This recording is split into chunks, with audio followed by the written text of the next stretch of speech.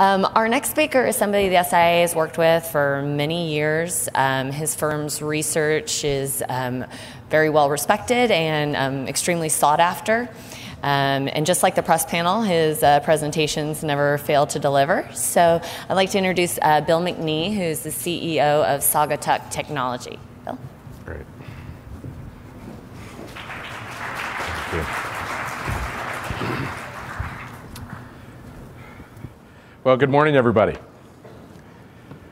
This is where you're supposed to say, good morning, Bill. All right, we got everybody's awake. That's a good thing. But I am delighted to be here. I thank you, Rihanna. I think she's doing a terrific job in running the software division, so hats off to Rihanna. And let me thank also the SIA and OpSource, their partner at the conference here, and all the sponsors for bringing us all together. Today, I'm going to share with you some new research from Saugatuck. By the way, we've kind of trying to change some of our distribution. For those of you that have been long-time readers, you might get our research alerts. We're continuing to do that and distribute it through the email blast. But we're really spending a lot more time on our blog called Lens 360. So go to our website if you want to sign up for that feed, or you can go through the Twitter feed to gain access to some of our research. About half of it is still delivered as premium stuff, the big in-depth stuff, and we encourage you likewise, obviously, to become a client in that regard. But it's an awful lot that's complimentary, so take advantage of all of those resources. Today, I'm going to talk about kind of an evolution of our thinking toward what we're referring to as the boundary-free enterprise and the evolution toward a new master architecture.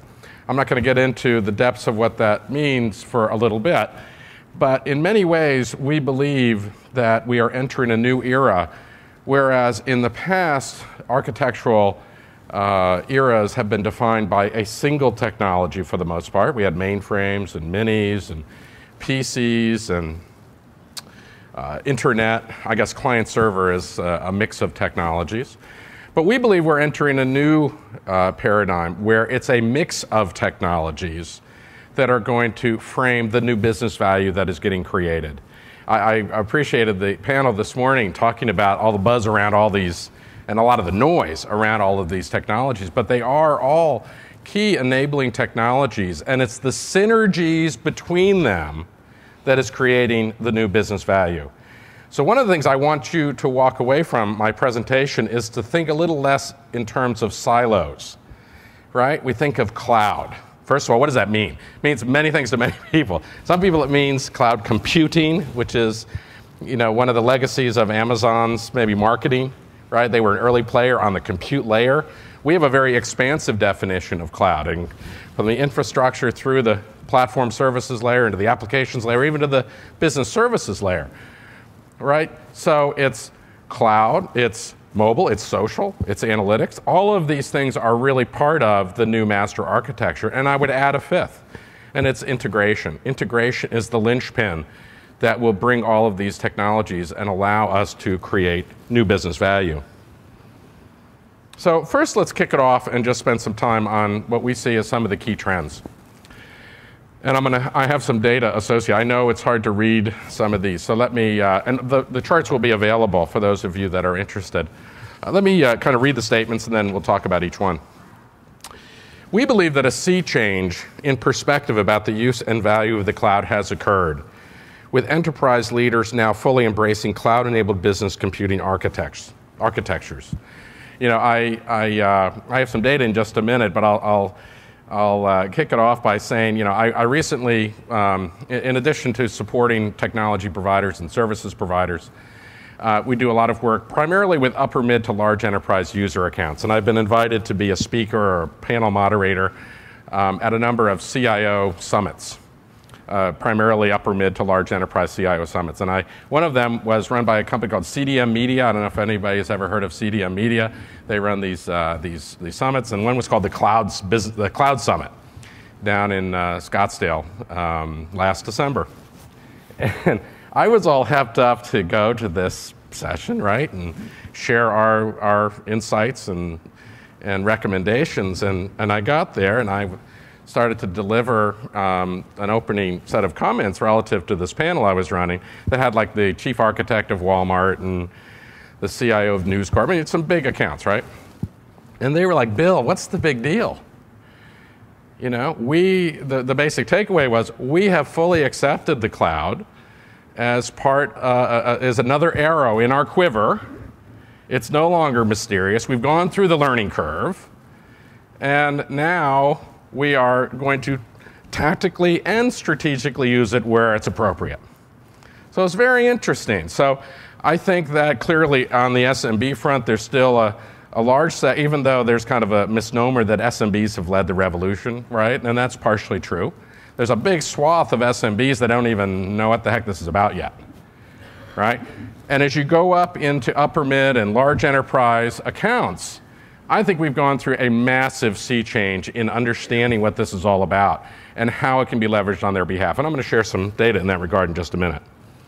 The cloud is now seen as a powerful catalyst for rapid innovation, enabling new business and IT solutions, uniting geographies, enabling mobile executives in commerce, and linking social nets. Our second key trend.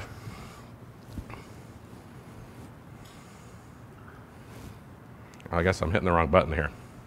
I guess it's a series of trends.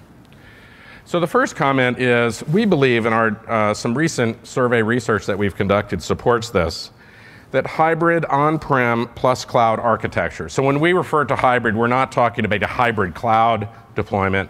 We're talking about cloud plus on-prem is our definition of hybrid. Will be the preferred path forward for most enterprises short-term, especially in North America.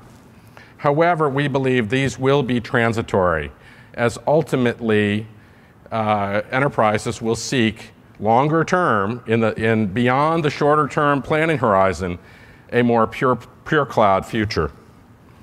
The big exceptions to this rule are smaller European and leapfrogging Asian firms that are moving more rapidly to a pure cloud environment.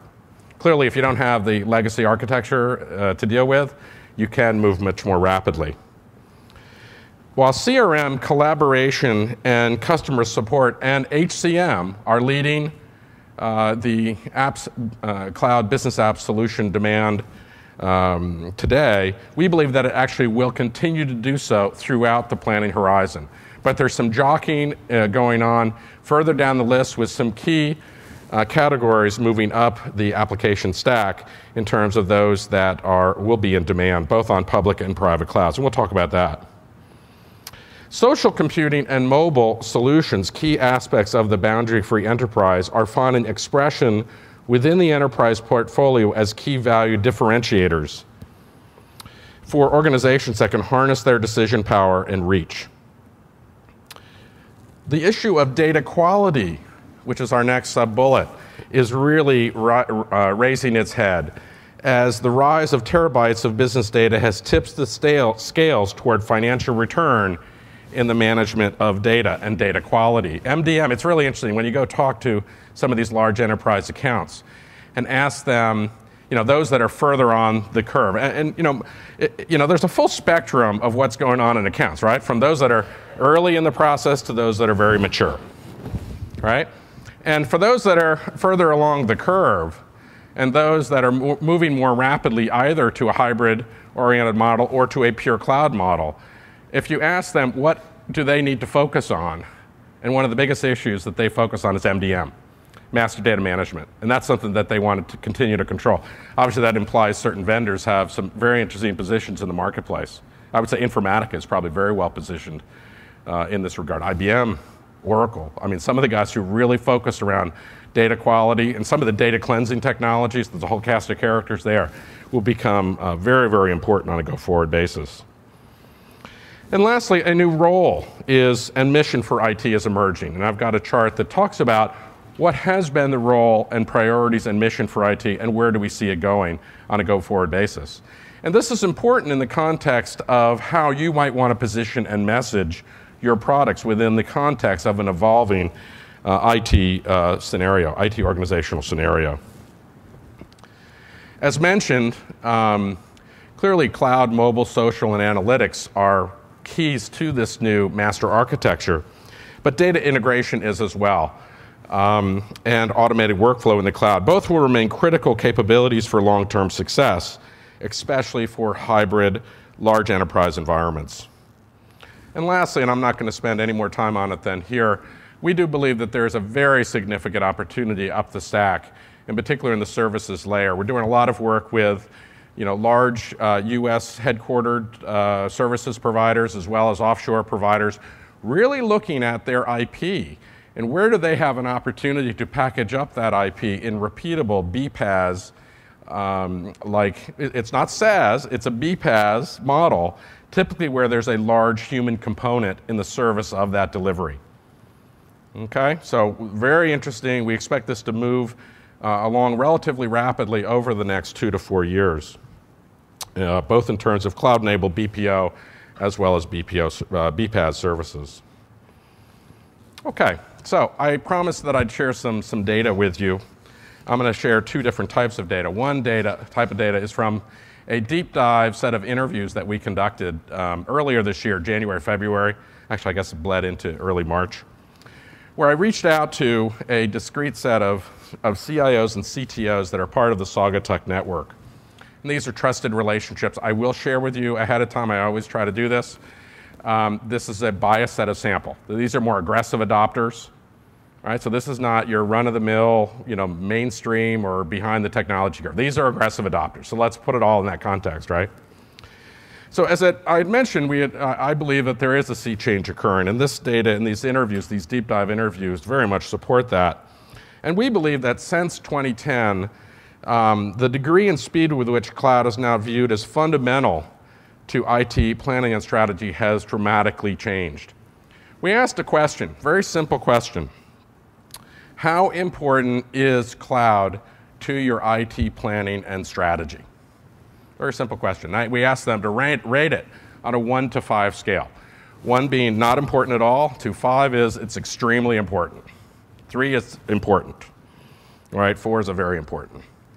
And then we asked them to look backwards to 2010. What would their response would have been in 2010?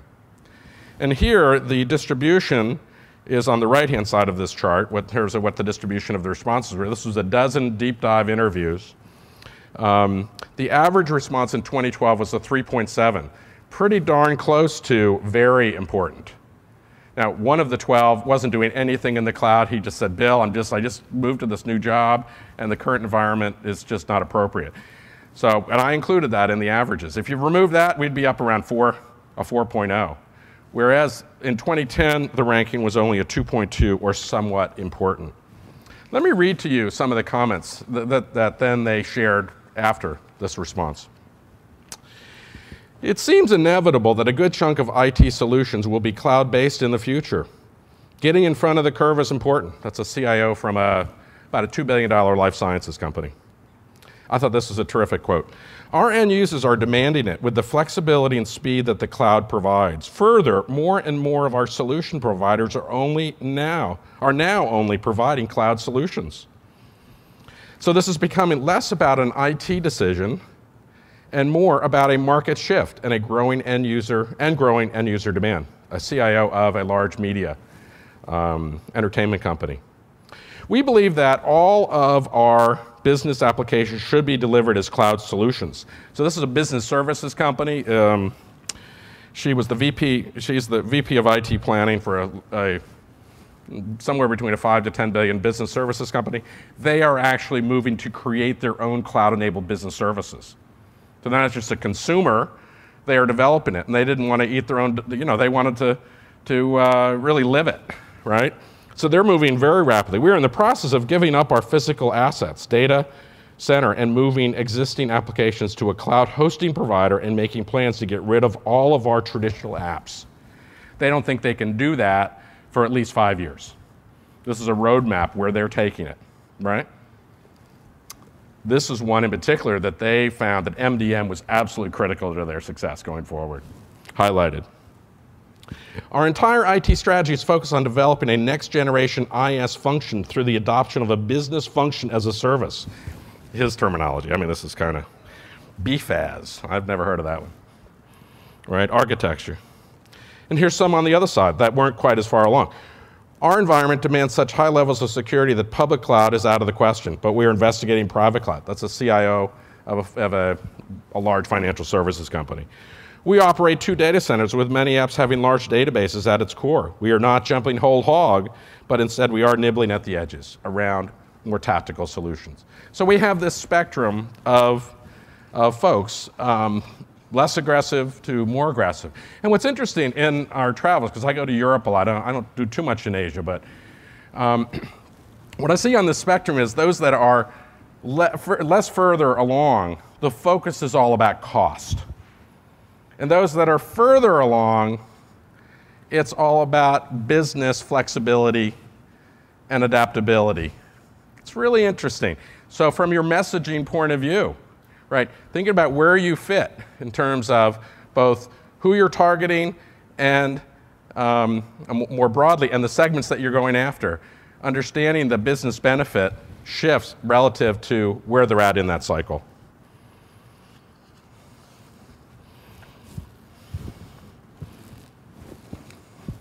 We recently conducted a buyer demand survey. This is a relatively small one for Saugatuck. We only had 228 responses. Normally we do 400 or 500 global basis.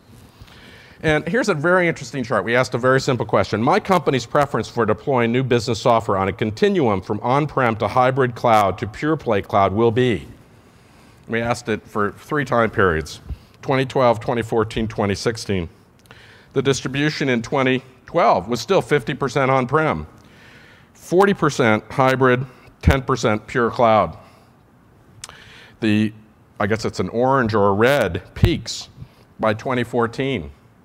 And then it's kind of a humpback, whereas the green is pure cloud grows dramatically. Now, if you segment this by region, that's where we show that smaller European and all Asia-Pac are leapfrogging everybody relative to this dimension. And here we have some data to the right-hand side.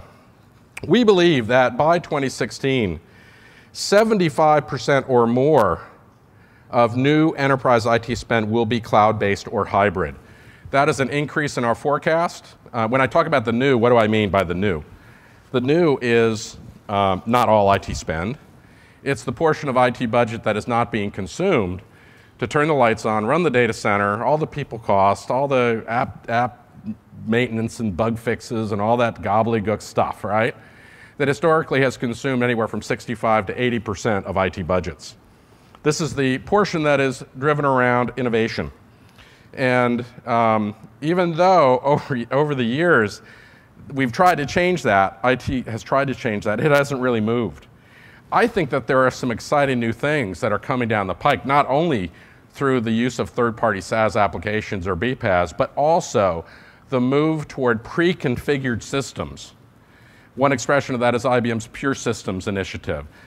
Other vendors likewise have their initiatives. Oracle's doing some interesting things when their Exadata stuff, right? That could potentially dramatically lower the people cost equation for IT organizations. Very, very significant. We could see just a reduction in the amount of people that are required to do that internal systems maintenance. I was at a conference last week, and I asked a CIO, what percentage of your staff is involved with internal, system integration of all that gobbledygook stuff? And he said, probably about 60 to 65% of my staff. All right, another one said 50%. So migration toward pre-configured solutions, and all the vendors, I'm not saying IBM's the only one doing this, a lot of vendors are doing this, will dramatically have a very significant impact on people costs in running an IT organization. I'll just very briefly touch on some of the other data in our survey. We asked a series of questions about application demand. And as I had mentioned, collaboration, CRM, customer service, and HR, or HCM/talent management, are at the top of the list today in terms of what the existing application footprint is, SaaS-based or cloud business solutions-based footprint. But if you look on a go-forward basis going out 2-3 years or beyond, they continue to lead the pack. HCM clearly has been the sharp edge of the wedge for large enterprise customers to focus on core systems, right? What is interesting is to see that the number 5th one, this old-fashioned term called e-commerce / collaborative commerce, which if you disaggregate the data is 8th on the list in 2012 or 2011, already in use by year in 2011, moves the fastest and moves up to number 5th on the list by the latter part of our planning horizon. And in fact, a different question we asked just, where would you, if you had your preference today, not in terms of what you have installed, if you had a preference today in terms of the key, the either hosted or on-prem, hosted, hybrid, or cloud, where would you put these categories of software? And in fact, collaborative commerce came in 3rd of the 12 categories. We're anticipating a significant, this is good news for Ariba, this is good news for within IBM, what's it called, Sterling Commerce, all that kind of stuff. There's a whole slew of vendors that probably will do very well in that regard. I just have a couple more closing slides, and then hopefully we'll have a minute or two for some questions. We also asked just a series of statements, and it's either an agree, disagree. Actually, it's strongly disagree, disagree, neutral, agree, strongly agree. These are the aggregation of the strongly agree and the agree. So let's go through a few of them. The most important long-term benefits of cloud are greater business flexibility and agility versus cost savings. To that point I talked about, right? On this spectrum of understanding the benefits. All right, think about that from your messaging point of view. The risk of cloud provider locking is an important business and technology concern at my company.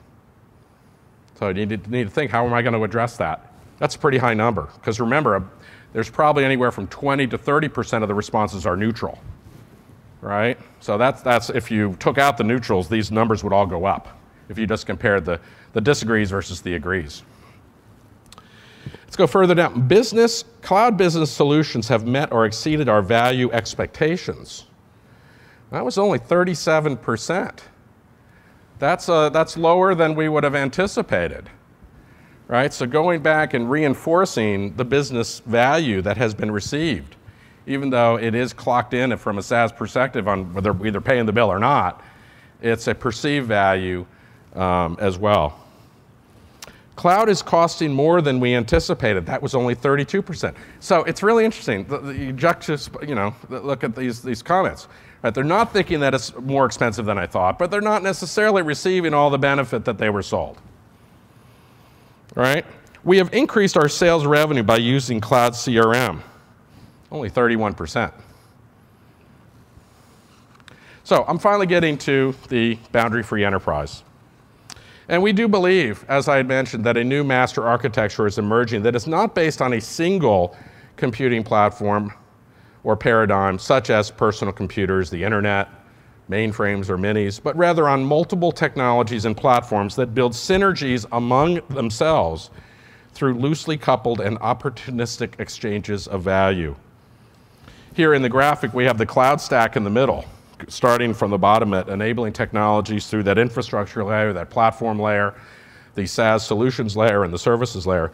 But it's the combination of all of these technologies, mobile, social, analytics, plus integration, that defines the new master architecture. We're just coming up with language. Saugatuck will probably evolve it. We're calling it the CMSA plus integration, all enabling the boundary-free enterprise. So today's businesses and individuals are less encumbered by constraints of time and place, doing their work through a new array of time and location-independent computing services. And it's these technologies that are enabling new value creation to be made possible. So let me give one example of this new world around mobile payments. I know people often use that as an example. I think it's a terrific example. So a consumer goes and executes a transaction, a mobile transaction. They make a purchase. Then they go tweet about it, right? Or on Facebook. Then on the data analytics side, the purchase data is then captured, and as well as the social data is captured, and then integrated and correlated with other advertising data. And then that same data is then sent over to the marketing department and correlated and collaborated in the context of a new marketing plan. You guys are doing all this yourself, aren't you? So this is an expression of all of these technologies. This is cloud, social, mobile, and analytics, plus integration, right? So that's just one expression of the new value. We couldn't do this before, right, in yesteryear's architectures. So let me close on a chart that talks about the evolution of IT. And we do think that there is a significant potential for a shrinkage in IT staffing over the planning horizon. I don't know whether it's going to be 10, 20, 30% on the user side. This is causing a lot of heels to be rightly so. They've got their jobs, right? But let's talk about some of the changes. So from an architecture, we're shifting from client server that's lived with us for 15 to 20 years to the boundary-free enterprise where CMSA plus integration is the key enabling technologies. And we think this is a run. This is not going to be the only thing. We'll add to this stack of technologies that provide synergy between them. It's at the intersection of mobile and social. It's the intersection of cloud and analytics that an exciting amount of new value gets created. The primary mission shifts from supporting business operations to enabling business innovation. The control mission shifts from standardization of technologies and providers to standardization of interfaces to enable this ecosystem of providers to work together, both internal and external.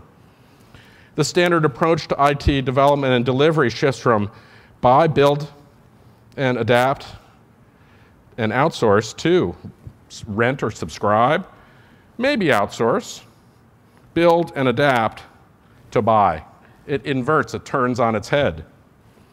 The primary role in integration shifts from integration of things and data to integration of data, services, and processes. So we're in the midst of a very significant sea change. As I say, our data is somewhat biased by who we're talking to, which tends to be large enterprise, more advanced customers. But we think that there is a very, very significant transition that is occurring. I hope some of my comments were helpful, in particular in the context of some of your evolved positioning and messaging. And I'll just open it up for one or two questions if there are, would be any. Question over here?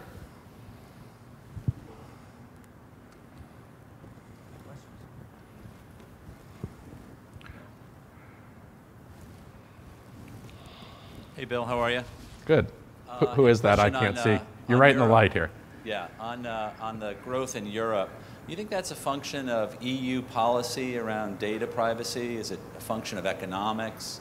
Capital budgets are tight. Why do you think Europe's growing faster with its adoption of cloud? Well, I didn't necessarily say it was faster. I said that small businesses in Europe are more aggressive adopters of a pure cloud strategy.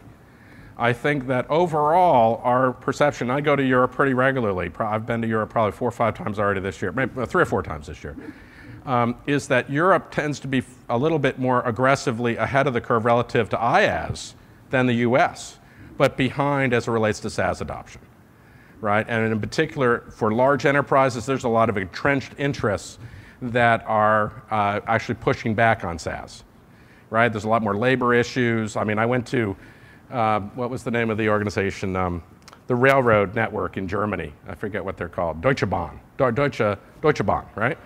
And this is 200,000 employees, government, railroads. I mean, these guys, they're talking like 1995 architectures here, right? So versus more nimble small companies where we have seen a move to pure play SaaS. Over here. Bill, Kurt Raffy. Quick question for you on financial services and banking. What type of adoption for the cloud are you seeing within that vertical? And I know you said it was kind of the financial packages perhaps, or accounting packages were kind of last on your list of adoption, but curious on kind of the banking sector and Sure. in that area. Well, I'll actually address both real briefly if you want. So financial services have been the leading consumers of SaaS technologies from the early get-go, but they've been at the margin and they've been around tactical needs. They have not been around core solutions, and there's been, in fact, if we broaden it to the CMSA architecture, they've been, in fact, some of the slowest to adopt social technologies because of regulatory challenges. So, but we're seeing some of the most interesting innovation occurring today. So one of the guys who spoke at our Cloud Business Summit last year was Mike Willens, who is at the time, he was president of corporate operations of technology at Fidelity. He's the super CIO at Fidelity, right? Because they have all these divisions and they have tremendous amount of autonomy. And Mike shared, and this is, I think, public information, so I won't get into the gory details. They're doing some really cool stuff with their 401k customers, creating private cloud environments that contribute a bunch of trading stuff with HR data from the customer, right? So they're becoming a system integrator, right? Providing a new value-added service that's a differentiator. We call that cloud business. So you're seeing a significant amount of innovation amongst financial services companies. Deutsche Bank, which is a customer of ours, or one that we're working with, Andrew Stokes, who's the chief scientist, will be speaking at this year's Cloud Business Summit in November. They are pushing the envelope on this virtualized private cloud architecture. They will, and pre-configured systems, talk about some challenges around staffing, right? So, but we're seeing it more on the infrastructure side rather than the SaaS, strategic SaaS, so infrastructure and tactical SaaS rather than strategic. In terms of financials, if you did note, they were bottom of the list.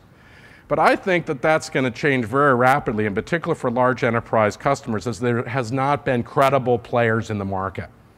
Workday's financials are about to hit to the point where they are credible as a standalone separate from HCM. I give that another 12 months. Basically, they're kind of built out, but they're not functionally rich enough that a large enterprise will go with them, but that's not far from now. You're going to see some very interesting things come out of Oracle. You're going to see SAP is going to push very heavy here to get a differentiated play in the market. NetSuite's moving up market out of their upper mid, trying to get, right now they're attacking with a two-tier strategy, right, in a roll-up as part of an SAP or Oracle or PeopleSoft footprint.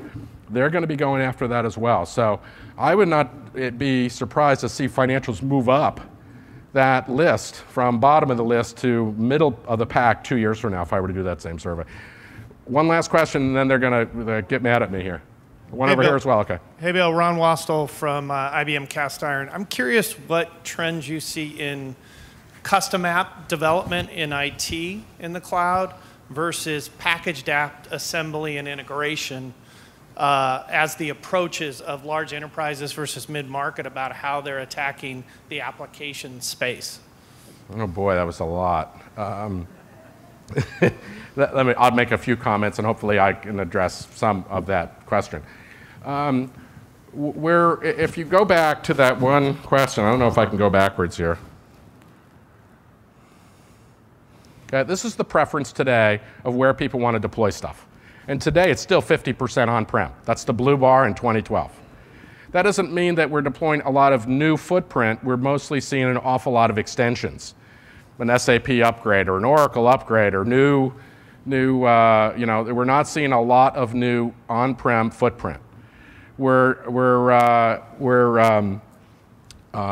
as you can see, the blue line goes down very fast. Where is all the innovation occurring? Where is the venture community putting their money? You guys can answer it, right? It's in cloud-based services. We're not seeing a lot of money being put behind pure play on-prem offerings. In the context of app dev, we're seeing a massive amount of dev test in the cloud, but we're not necessarily seeing a massive amount of deploy yet. We are seeing some very interesting and continued evolution of PaaS environments. And we do think that there is a role, but there's a maturity here that continues to need to play out. And I think that if you look at these more aggressive large enterprise shops as leading indicators, or maybe they're not because they're so specialized, they're doing an awful lot of work just with a standard open source stack.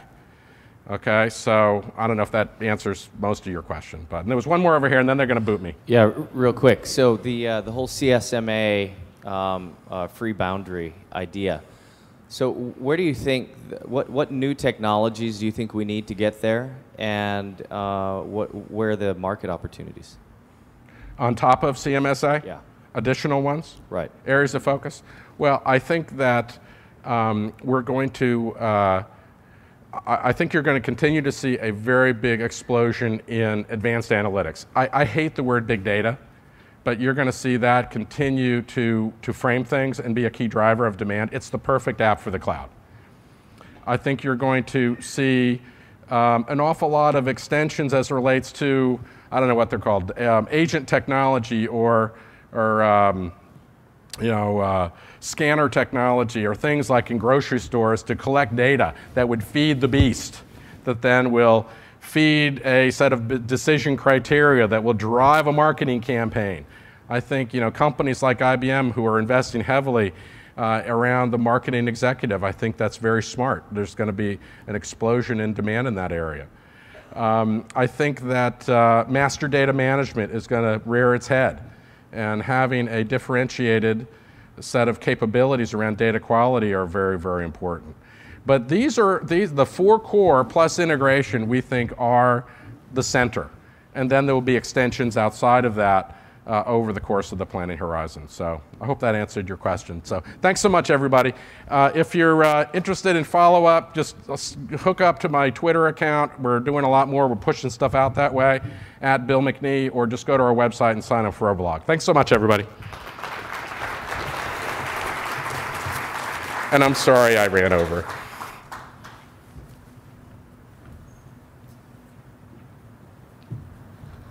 All right, we're going to take a short break hosted by Jay Barra, and that's going to take place here in the Gold Ballroom behind me. We're going to be back in here promptly at 10:50, where we're going to hear a great presentation from IBM on Watson and the cloud.